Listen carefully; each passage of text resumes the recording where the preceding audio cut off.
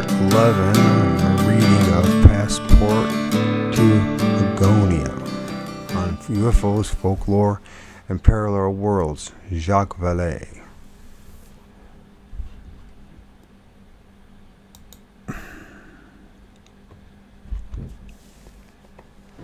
So,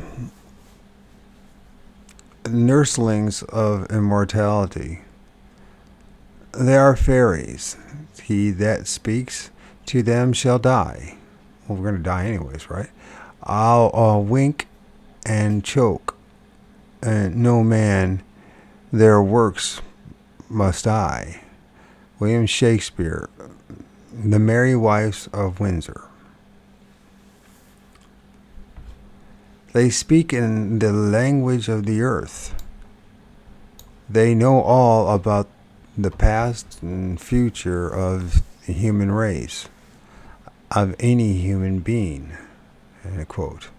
This statement was made in 1968 by a Spanish clerk who claims he had been in contact with extraterrestrials since 1954.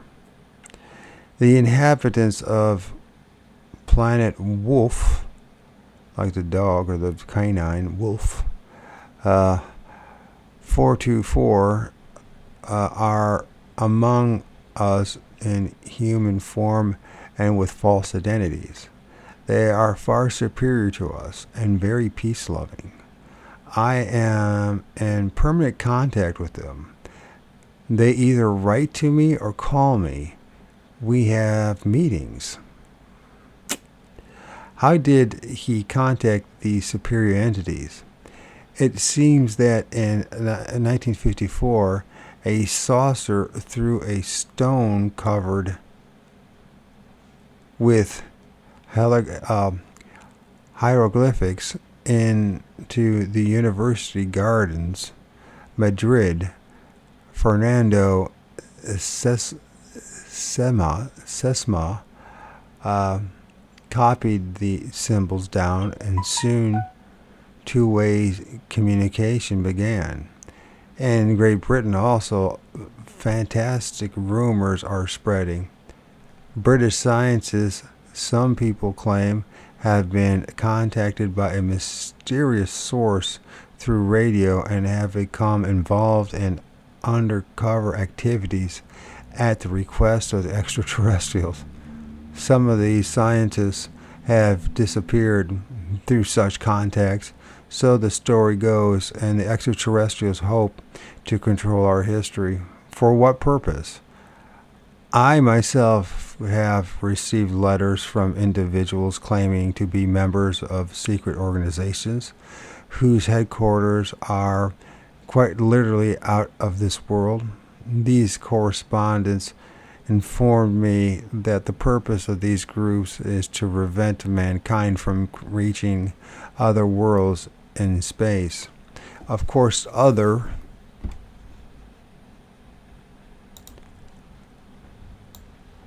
contactees make exactly opposite claims. The facts remain, however, that belief in non-human control of terrestrial destinies is as old as politics. Thus, in Madrid, newsman Armando Ponte, I guess it would be Ponte, claims that Sesman warned him 3 months before Robert Kennedy was assassinated that the senator would be killed. Well, that's worthless. Sesman similarly predicted the wave of UFO sightings in Argentina. No one ever heard of that, did they? A much easier task. Moreover, the same power attributed to sorcerer people, namely that the influencing human events was once the exclusive property of fairies. This was true in the beliefs of ignorant medieval peasants and of scholars as well. Thus, one of the first questions put to Joan of Arc by her inquisitors was if she had any knowledge or if she had not assisted at the assemblies held at the Fountain of the Fairies near Domremy, I guess it's, under which dance malignant spirits. And another question and answer was thus recorded. Asked whether she did not believe prior to the present day that fairies, and I don't know what WCTC stands for, malignant spirits, fairies with malignant, that maybe it meant to be our malignant spirits. She answered she did not know. The pursuit to pursue this line further would involve reopening the entire problem of witchcraft, which is obviously beyond the purpose of this book. It is important, however, to note the continuum of beliefs, and for the continuum leads directly from primitive magic through mystical experience, the fairy faith, and religion to modern flying saucers. And the study of witchcraft has shown these subjects to be closely interrelated and form the point of view of the modern psychiatry. They must be treated together. And while we are not concerned with individual beliefs in this chapter, we are interested in the social implication of such rumors, which have seldom been faced by the students of the phenomenon. In the Soviet Union, not long ago, a leading plasma physicist died in strange circumstances. He was thrown under a Moscow subway train by a mentally deranged woman. It is noteworthy that she claimed a voice from space had given her orders to kill that particular man, orders she could not resist. Soviet criminologists I have reliably informed are worried by the increase of such cases in recent years. Madmen rushing through the street because they think the Martians are after them have always been commonplace, but the current wave of mental unbalance that can be specifically tied to the rise and development of the contactee myth is an aspect of the UFO problem that must be considered with special care. It was to be hoped that the recent scientific investigations of the UFO phenomena would have treated this problem with the attention it deserved. Unfortunately, they have not done so. This leads me to offer in the present chapter all the information I can provide on this matter, with the hope that sociologists will tackle the problem with more than passing amusement. Of course, some details relevant to this aspect of the UFO phenomena cannot be published. This does not mean, however, that they should remain the exclusive property of a few bureaucrats concerned only with the preservation of their peace of mind and the stability of their administrations. To let UFO speculation grow unchecked would only make the public an easy and defenseless prey to charlatans of all kinds.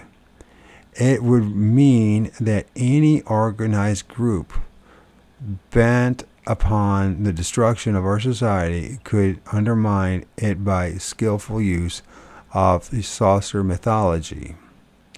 They could take us to Magonia with the blessing of all the rationalists. Okay. a great sign in heaven.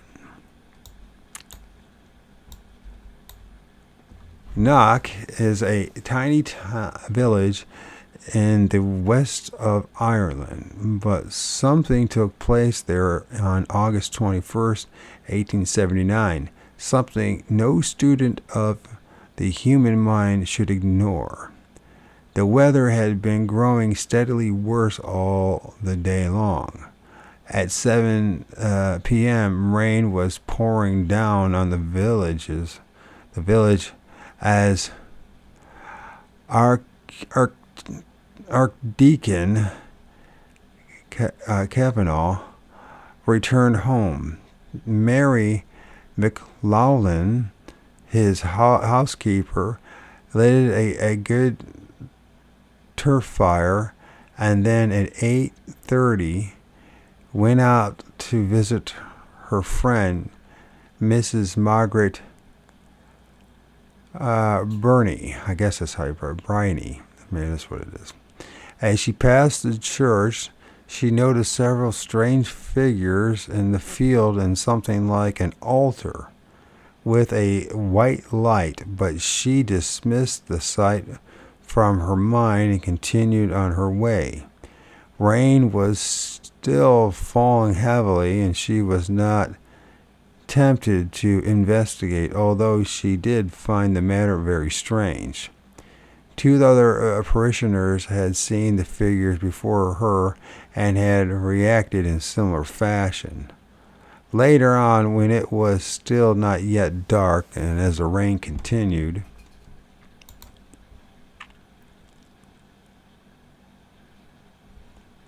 okay, this is 40, so next one should be 42. As the rain continued, only 50 years earlier, nope. Some reason skipping those pages. Let's see what we can do here. We can refresh it. We're at 142. I might have to. Come on, baby. Don't mess with me now.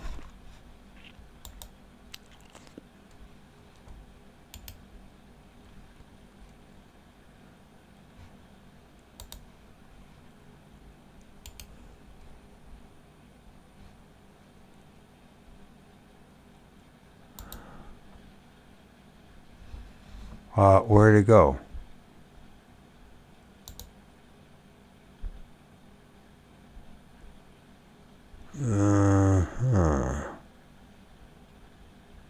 I don't recognize any of that stuff. Let's see if we can get there, though. Let's see if we got this covered. As the rain continued to fall, oh shit. Mary McLaughlin went back past the church, accompanied by Mrs. Briney. At one point, between the church building and two women, lay an uncut meadow. And in the meadow, on top of the grass, three persons appeared to be standing, surrounded by an extraordinarily bright light and forming such a sight as you never saw in your life. The central figure was Our Lady. Of course it would be. And that on her right was St. Joseph. The third one was identified by Mary Briney as St. John, of course, the evangelist. Yeah, of course. And because it resembled very much a statue of the saint she had seen in another village, except that now he wore a mitre, of course. A few minutes later, 18 parishioners were assembled before the apparitions. And I tell you something, I strongly am convinced that a lot of this weirdness comes from these religions and these religious practices. And I do believe the Bible is right now to be, from all my studies and endless studies, that it appears as black magic. And it does something to people. Psychologically, they're minimum. And at times, even much worse. Like these things start showing up. I'm just saying, unless somebody can prove it otherwise, I mean, I'm more interested in the truth than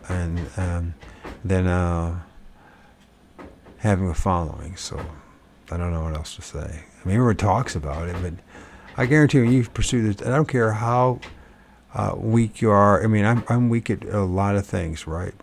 Terrible at a lot of things, but one thing I do have is a desire for the truth, and if it means that everyone finds even greater reasons to dismiss me, well, then so be it. I mean, didn't ask for it. I didn't ask for all the the dismissal by others. So. It's Saint John, the evangelist. So, and I imagine if they were Muslim, it would be Muhammad, and it would be some other imams and wise men that they were exposed to. And if they were living in another part of the world, it would be the holy men and gods of their area. You never notice that? It's always the same. Yeah.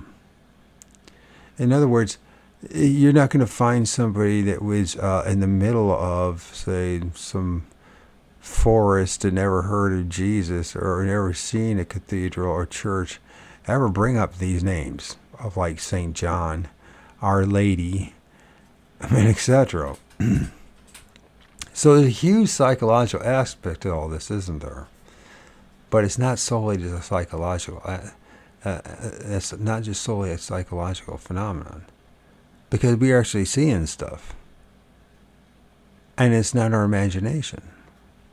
Like something's projecting something to us, but it's the most fucked up and twisted of projection, a light show. That, I mean, would you ever think the light show has been presented to us?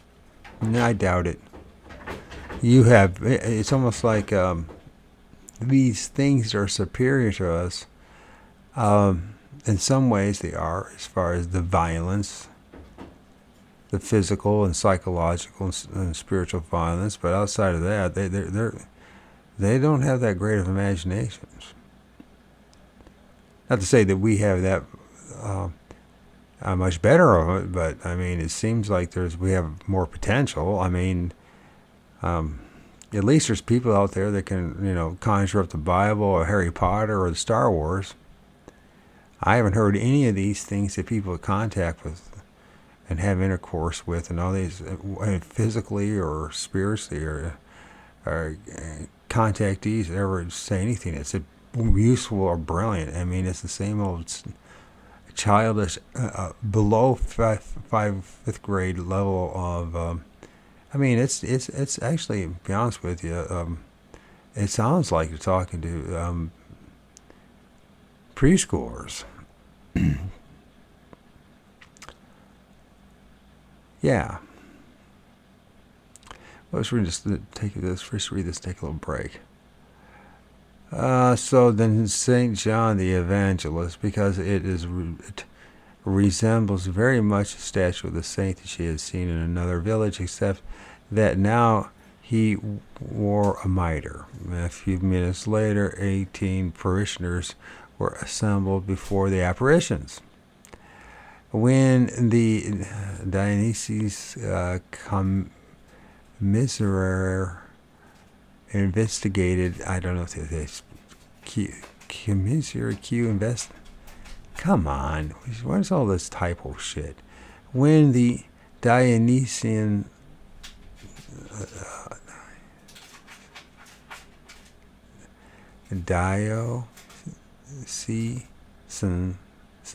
the diocesan commissioner investigated the phenomenon. 14 witnesses, 3 men, 2 children, and 3 teenagers, and 6 women with the ages between 6 and 75 described what they seen. Another man of some 60 years who lived about half a mile from Knox also came before the commission to tell of a large globe of golden light he had seen on the night of August 21st. He had been walking in his fields about 9 o'clock and saw this great light covering the whole gable of Knox Church.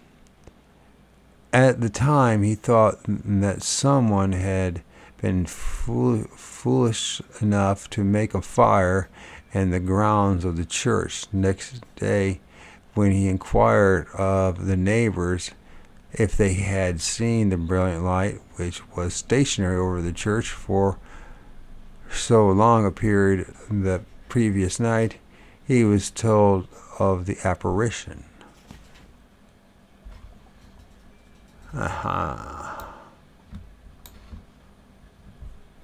What did these 14 people say? Most striking of all was the light, golden and sparkling, as bright as the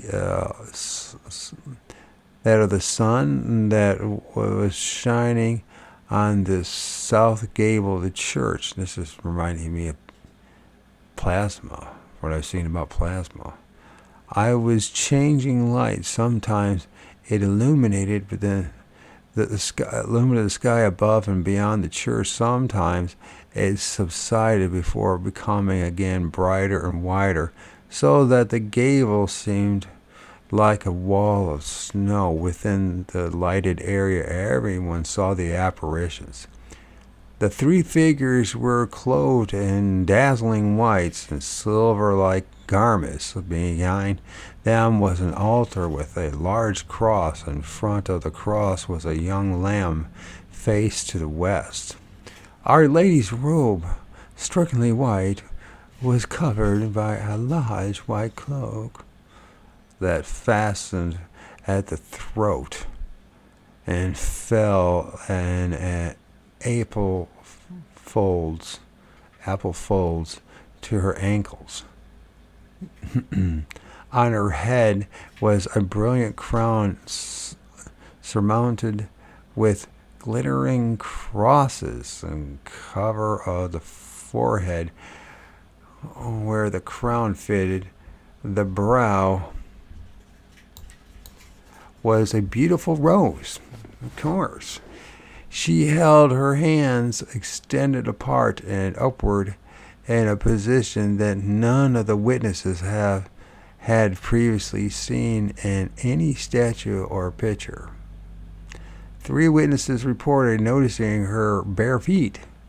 One woman, Bridget Trench, was so carried away by the sight that she fervently went to the apparitions to embrace the virgin feet, but her arms closed on empty air.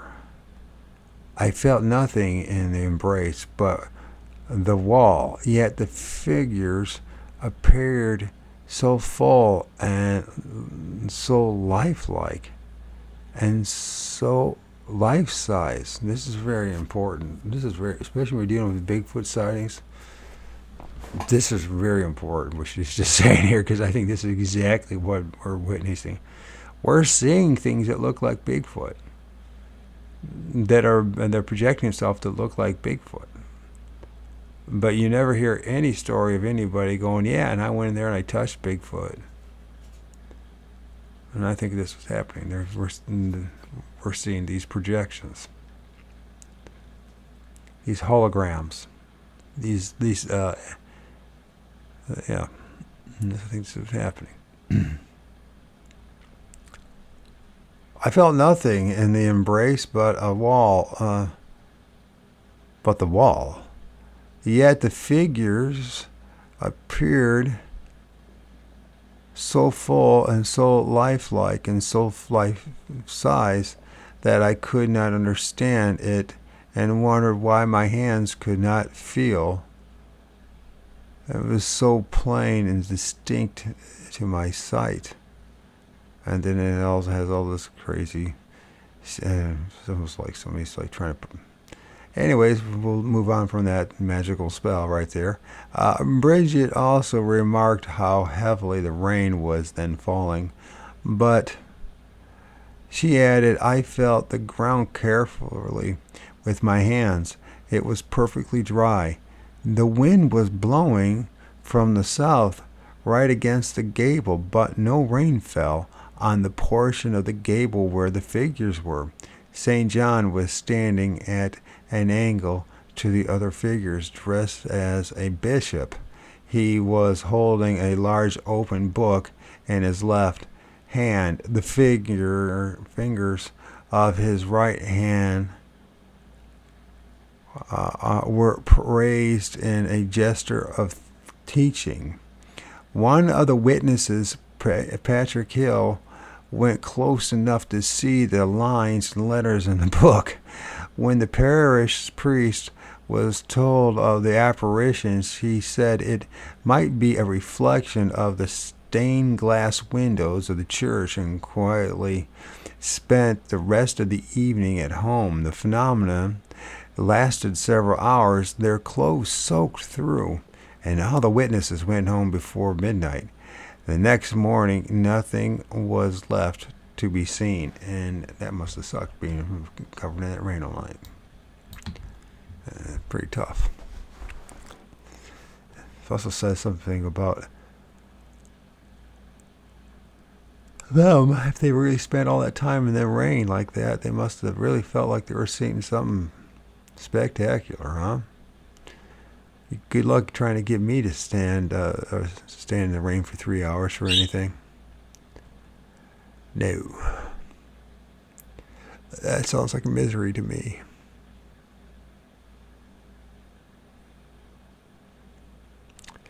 When the parish priest was told of the apparitions, he said it might be a reflection from the stained glass. What can we say? 10 days after the incident, a deaf child was cured, and a man born blind saw after his pilgrims to Knox, of course. Soon 7 or 8 cures a week were reported.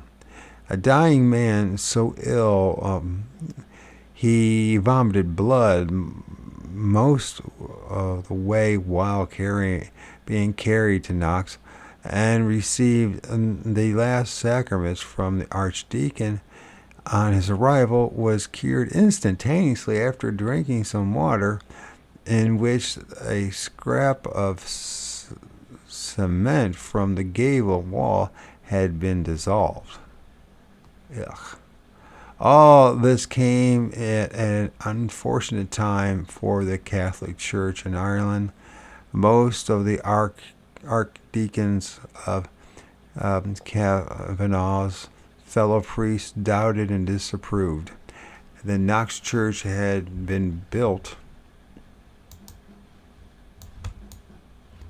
only 50 years earlier, when the Irish Catholics had emerged from hiding, and much as in Lords in the early days, the clergy tried not to get involved in the pilgrimages.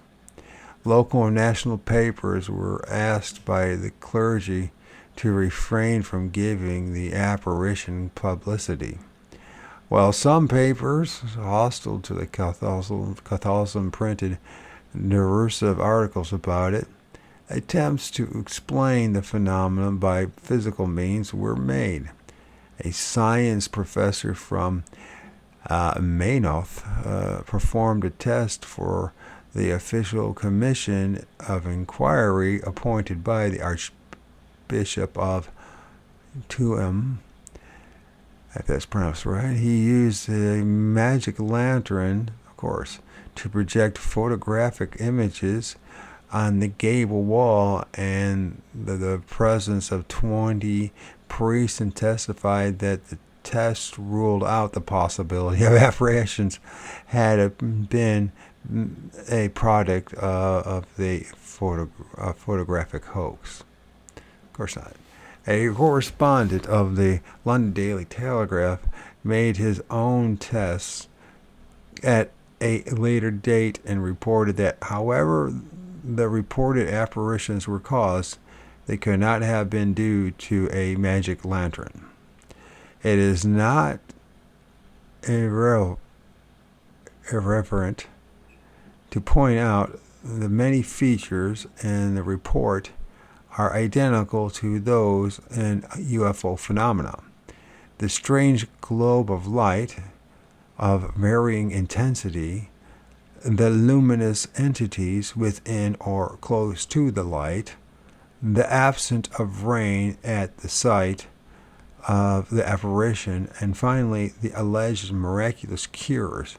All these features are present in the current UFO mythology in America. This is something. To those who have not closely followed the specialized UFO literature in the last few years, the assertion that UFO sightings involve mysterious cures will come as a surprise. They will find several cases in the appendix, for instance, the Damon, Texas report. Of course it would be Damon, right? Of September 3, 1965, where a policeman was allegedly cured of a wound on his hand when exposed to light from a hovering object. I remember this one. Remember this one? We read this in another book. Case 694, or the Petropolis, Brazil report of October 25, 1957, in which we are told that a girl dying from cancer was saved by a fantastic operation performed by two men who came from the sky. Case 415. Clearly, we are dealing here with a pattern reminiscent of medieval mysticism. The knock, and witchcraft has to be addressed in this topic. It just has to be. And I don't know why he's not addressing it. Maybe he will in the future. The knock case is not the most remarkable incidence of the similarity between religious apparitions and UFO sightings. And although it took place in Ireland, the miracle aspect is not the onus. I don't know. I think that's misspelled. Reminiscent for the standard features of the fairy faith.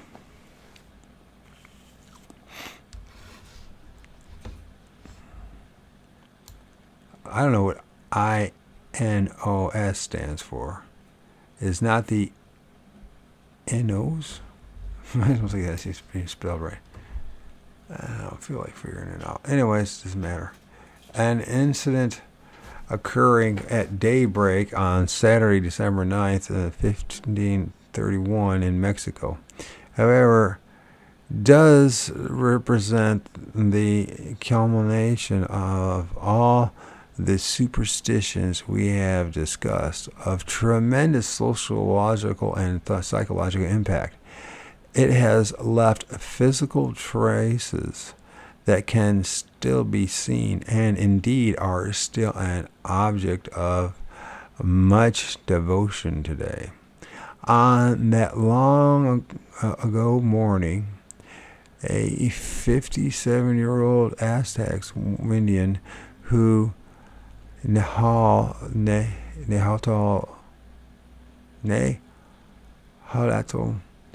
name was, I don't know if to pronounce it, it's Nahuatl. Nahuatl. Name was Singing Eagle, and whose Spanish name is Young Diego, or Juan Diego, was going to the church of Coloco,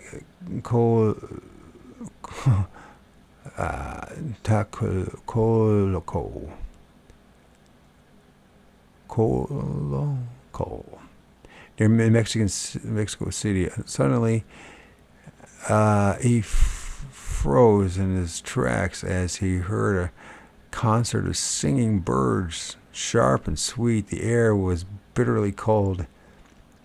No bird in its right mind would sing at such an hour, and yet the harmonious music went on, stopping abruptly, and then someone with a woman's voice called Juan Diego name, and the voice was coming from the top of the hill, which was hidden in a frosty mist and brightening cloud. When he climbed the hill, he saw her. The sun wasn't above the horizon, yet Juan saw her as if against the sun because of the gold beams that rayed her person from head to feet. She was a young Mexican girl, about 14 years old, and wonderfully beautiful. So far, we have a perfect beginning of a standard fairy apparition, but in a ensuing dialogue, Juan Diego was told that the girl was Mary, of course, that she desired a temple, of course, at a particular place. So run now to Tenochtitlan, Mexico, and tell the Lord Bishop all that you have seen and heard. This was easier said than to accomplish. Poor Indians were not in the habit of going to the Spanish section of the city, and even less to the bishop's palace.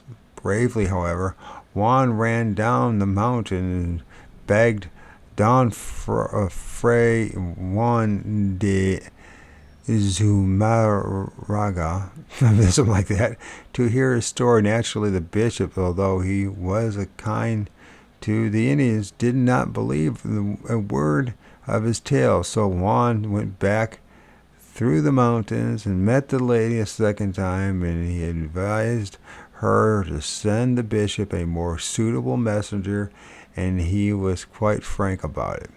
Listen, little son, was the answer. There are many I could send, but you are the one I have chosen for this task. So tomorrow morning go back to the bishop. Tell him it is the Virgin Mary who sends you, and repeat to him my great desire for a church in this place. Of course. The next morning, Juan Diego returned to the Mexican city and met again with the patient bishop, and Juan Diego was so adamant and seemed so honest in telling his story that Fray Juan de Zumarraga was shaken. He told Juan to ask the apparition for a tangible sign. He instructed the two servants to follow the Indian and watch his actions. They tracked him through the city and observed that he spoke to no one, and saw him climb the hills, and then he vanished. They searched the area without finding a trace of him.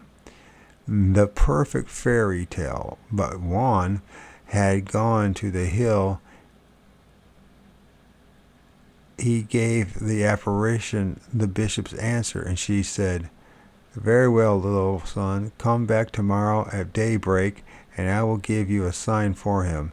You have taken much trouble on my account, and I shall reward you for it. Go in peace and rest."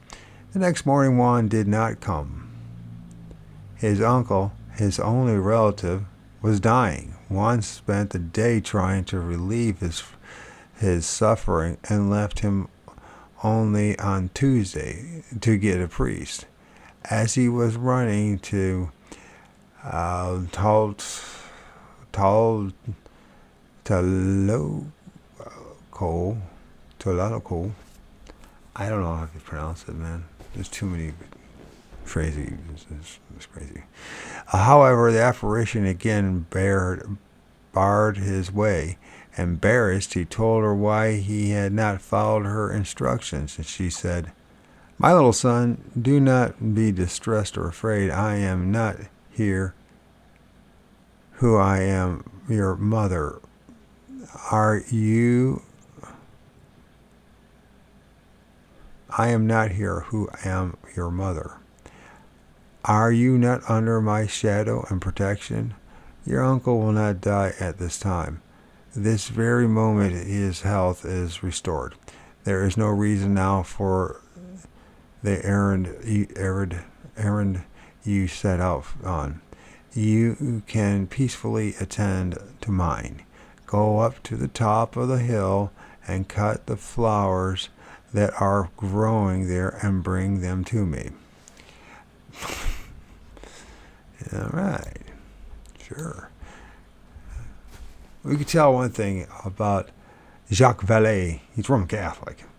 That's for sure. Because he spends an awful lot of time talking about this Roman Catholic reports, but then again, they're a little bit better about documenting these reports than other groups, so you give that a break. There were no flowers on top of the hill, as Juan Diego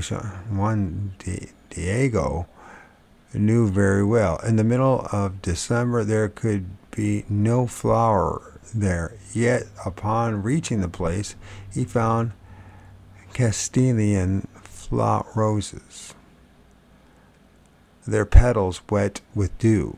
He cut them, and using his long Indian cape, to protect them. I imagine he wrapped them, but I don't know what that word is.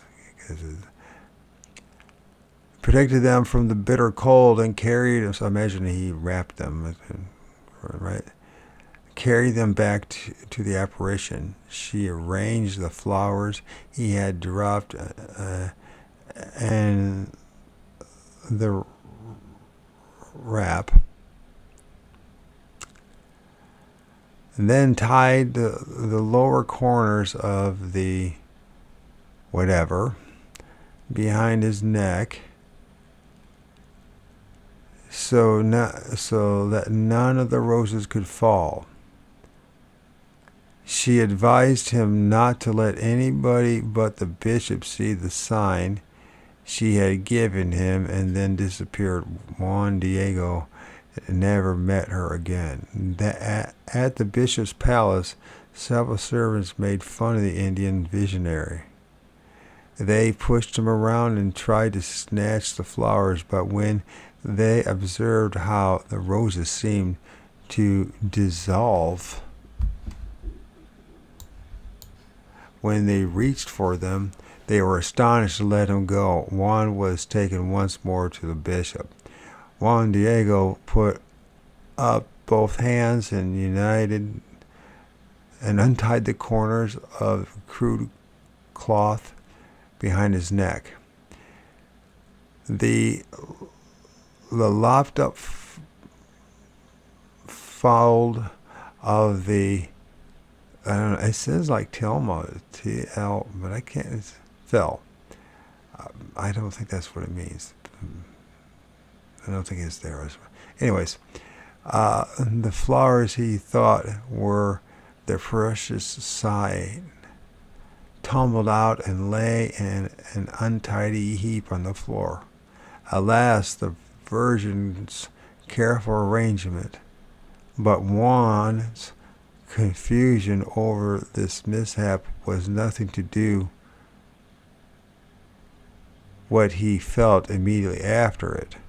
Inside of seconds, the bishop had risen from his chair and was kneeling at Juan's feet. Inside of a minute, all the other persons in the room had surged forward and were also kneeling, and the bishop was kneeling before Juan Tilma, I guess this was, but it can't be right. It looks like Tilma.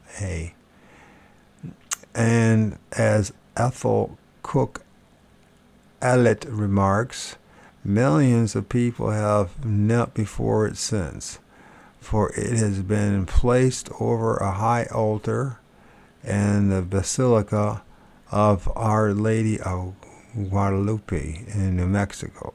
In Mexico, excuse me. The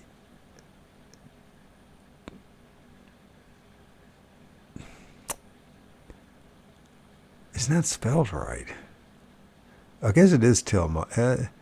Tilma, Tilma, consists of two pieces, woven of mahogany fibers and sewn together and measuring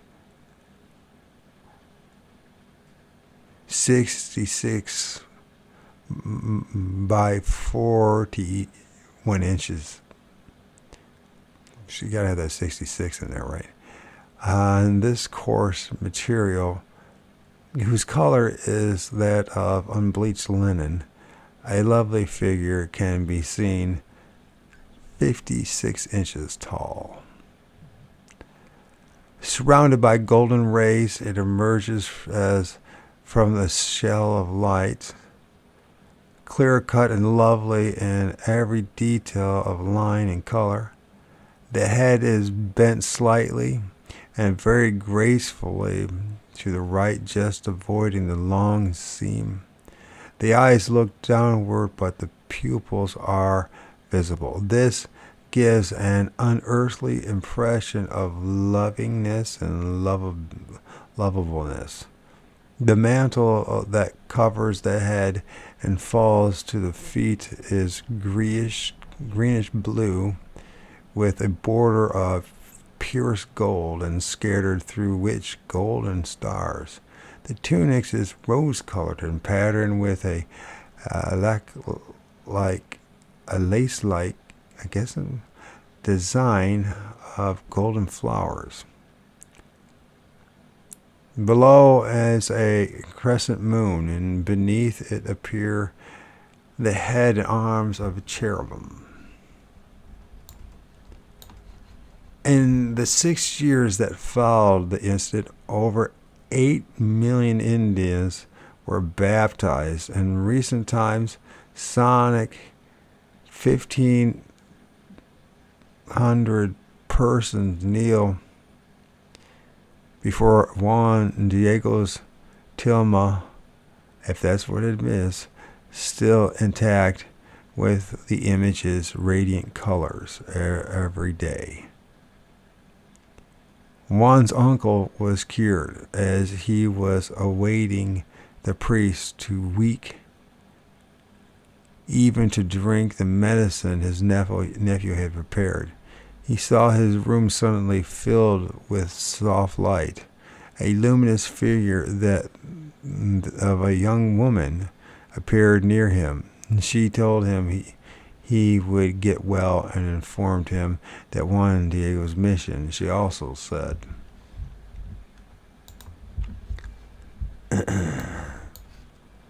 "Call me and call my image Santa Maria de Guadalupe," or so the message was understood. But was this the intended message? Following the research of Helen Borans, Ethel Cook Elliott suggests that the Indian word used by the apparition was Tetlacotlacophia, which could be transcribed phonetically as D Guat Les Lashipi. To the Spanish ear, this would naturally sound like D Guadalupe. But the apparition spoke the same Indian dialect as Juan Diego and his uncle. She even looked like a young Indian girl, and she had no reason to use the Spanish term ascribed to her, Telcotlacofia, means stone serpent trodden on. Stone serpent trodden on. This is ridiculous. So about the serpent. Helen Borens assumes that the apparition was the announcing that she had supplanted Octzulucola. What's it called? But it's not Quetzalcoatl. It's not Quetzalcoatl, is it? No. Quetzalcoatl. So it's Quetzalcoatl, whom the Indians had idolized as the feather serpent, but it doesn't look like Quetzalcoatl. It looks like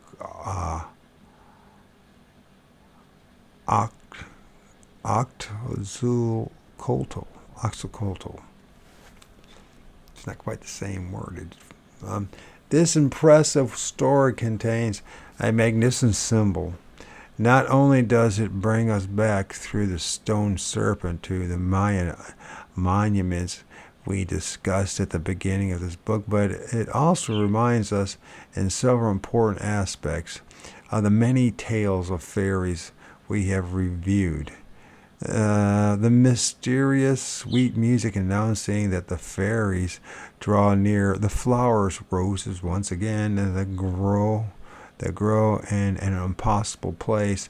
The sign given to the human messenger, which changes nature as he goes away, like the coals given to human midwives by the gnomes that change to gold. The numerous similar symbols found in countless tales, and finally the cosmic symbolism, the crescent moon under the Virgin's feet as in the lines of Revelation. And there appeared a great sign in heaven, a woman clothed in the sun. And the moon was under her feet, and under her head a crown of 12 stars. And yes, we are plugging along here.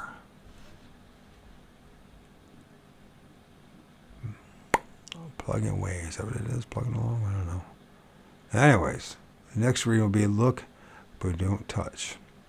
You're going to try, go all the way. Otherwise, don't even start. If you're going to try, go all the way. This could mean losing girlfriends, wives, relatives, jobs, and maybe your mind.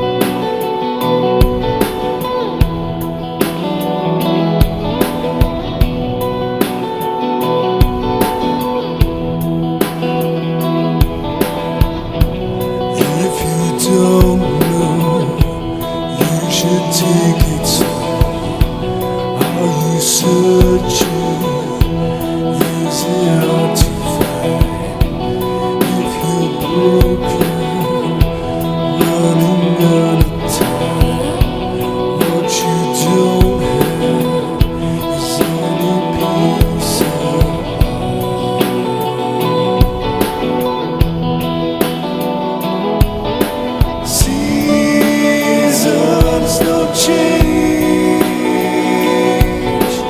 Ooh.